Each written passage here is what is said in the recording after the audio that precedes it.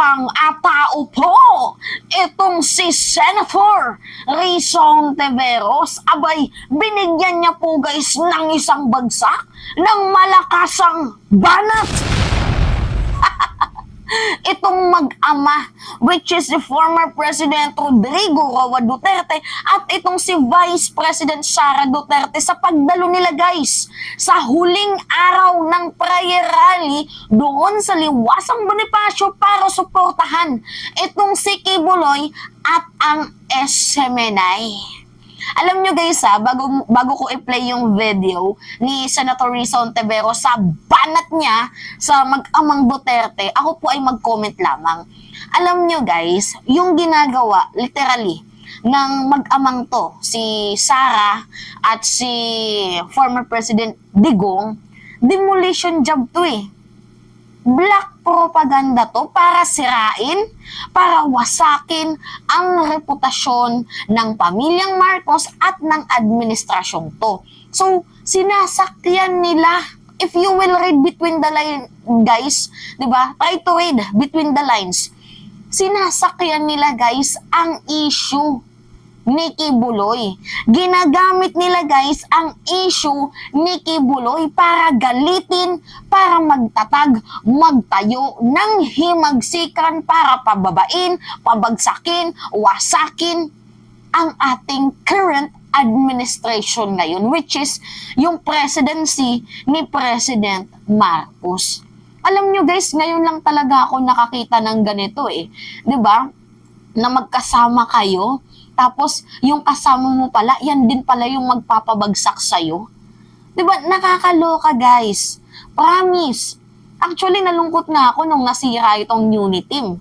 Eh, wala talaga. Pag-usapang pera, yung iba talaga lumalabas ang totoong kulay.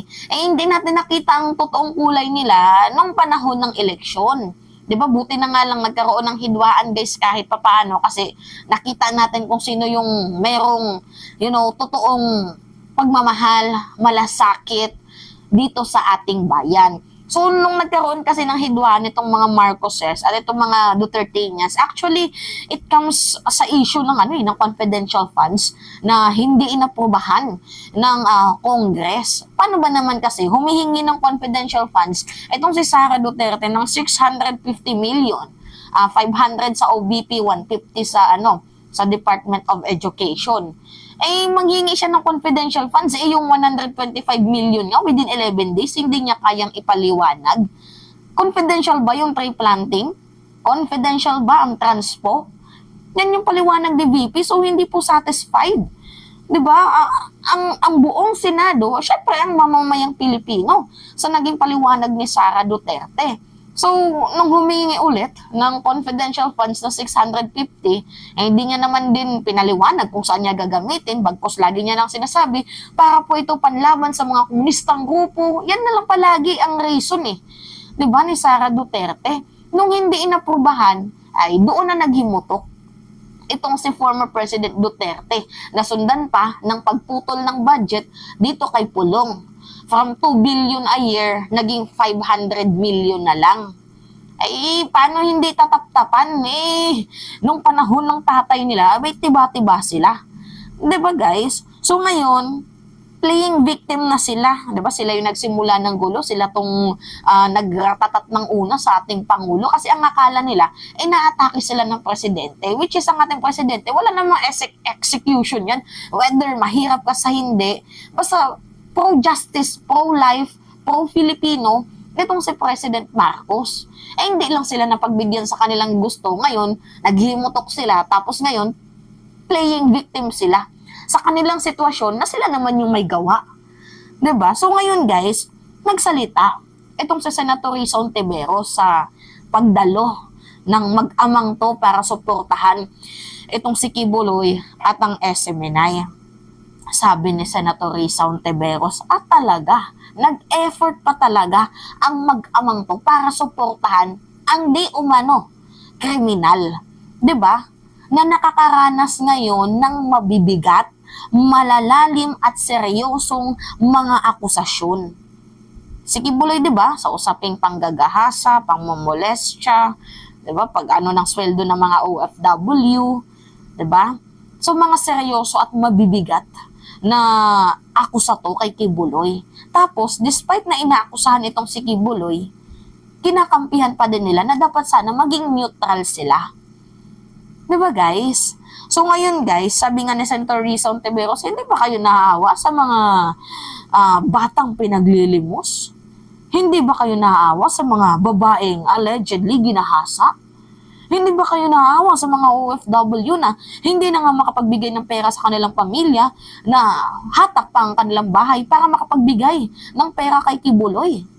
Diba yung panggagahasa na para daw sa isang appointed son of God? Hindi ba kayo naaawa doon? Yan yung sabi ni Senator Risa Ontiveros na instead sana na pagpukusan nyo ng pansin itong issue ni Kibuloy, itong issue ng ng SMNI, sana nag-focus na lang kayo sa West Philippine Sea kung saan mas kailangan kayo ng mamamayang Pilipino. Diba kasi binubuli tayo, hinaharas tayo, wala man lang silang salita. Diba? Samantalang sa walang kwentang bagay na to. Syempre, sinasandalan nila, kapit-bisid sila kasi magkaibigan sila eh. And isa pa, sakay, sakay trip, si former President Digong sa issue ni Kibuloy para makapag-create ng himagsikan para pabagsakin itong si President Marcos. Sabi nga ni Senator Risa Ontiveros, yung mga bagay na yan, yung effort nyo na yan, sana nag-focus na lang kayo dito sa West Philippine Sea dahil yung mamamayang Pilipino natin doon binubuli, mas kailangan kayo. 'Di ba? So ngayon guys, ito yung sabi Senator Risa Ontiveros, panoodin natin Hindi po makaapekto kahit pa yung pag-appear doon ni Duterte at ni VP Duterte.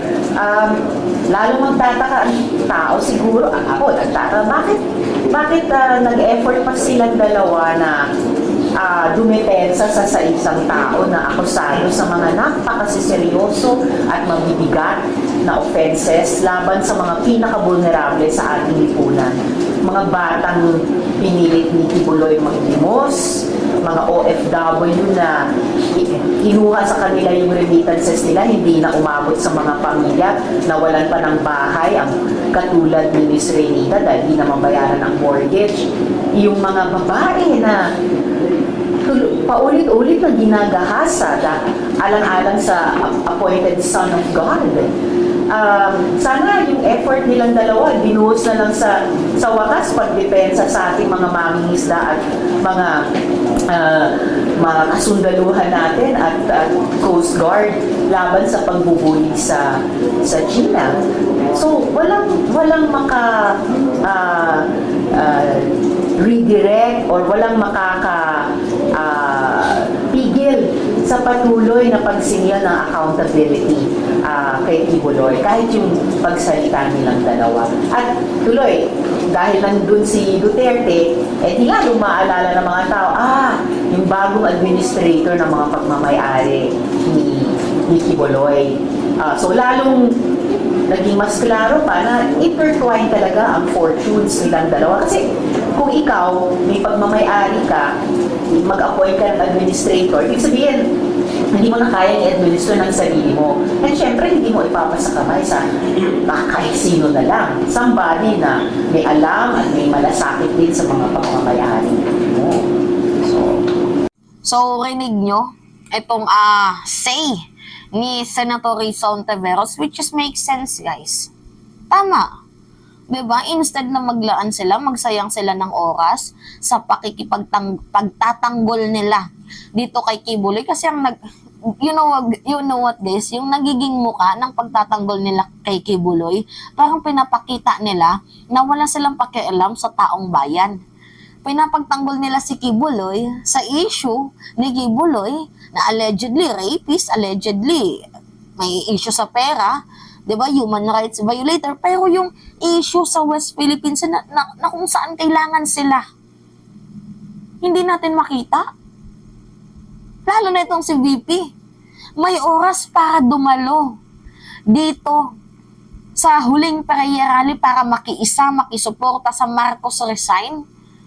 Pero dito sa West Philippine Sea, nakita nyo ba guys na nag-effort itong si VP? Wala. Kaya nga nakakalungkot. Yan yung sinasabi ko sa inyo, guys. Nakakalungkot.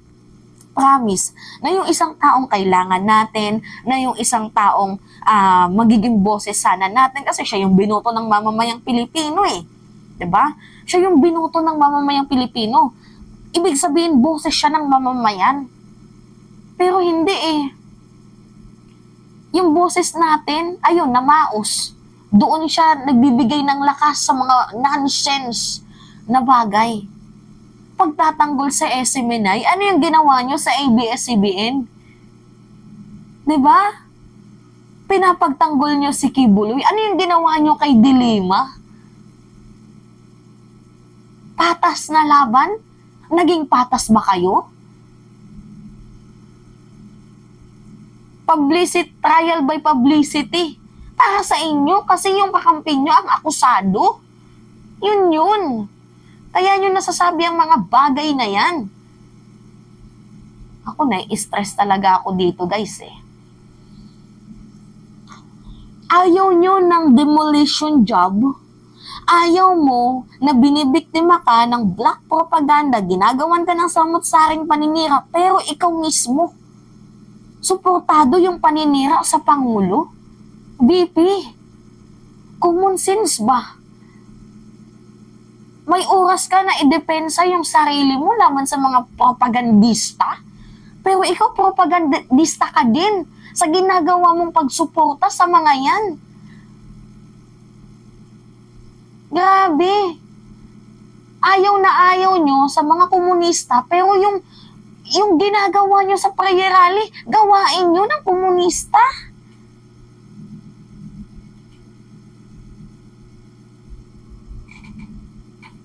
Diba? Make sense, guys. Kung ayaw nyo, huwag nyo gawin sa kapwa nyo. Nakakaloka. Pinaglululoko nyo kami. Well, wala tayong magagawa. Nandyan yung dating kadre. Yung dating namumuno sa mga bumaliktad daw kuno siya. Ewan ko kung totoo. 'Di ba? Eh, impluwensyahan ba kayo niyan? Kasi gawain niya ng mga communist. Tapos ngayon, galit na galit kayo. Sinasabi niyo, biktima kayo ng propaganda. Demolition job. Anong ginagawa niyo?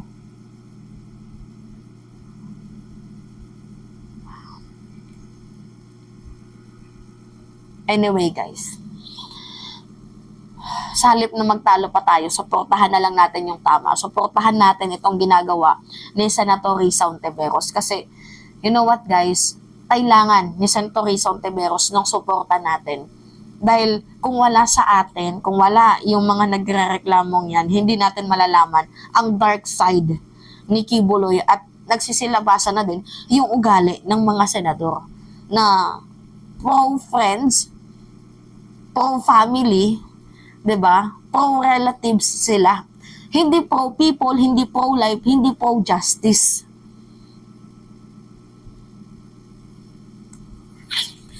Ay, ano nang nangyayari sa ating bayang Sinilangan? Kung hindi natin, guys, kasi alam ko sa totoo lang, hindi na natin kayang baguhin ang nakaraan. Nangyari na yung nakaraan eh. Past is past. And never been back. Pero, madami pa yung maitutulong natin para sa future. So, makiisa tayo, guys. Kayo, makiisa kayo. Small voices is voice pa din yan. So, ang maliliit nyong boses, pag pinagsama-sama, malaki yan. Sama-sama tayong tumulong. Sama-sama tayong magpaangat para sa pagbabago. Suportahan natin itong si Senator Risa Hontiveros. Anyway, it's me again guys, si Mima Alicia nyo at nagbabalik ulit para sa ating panibagong video.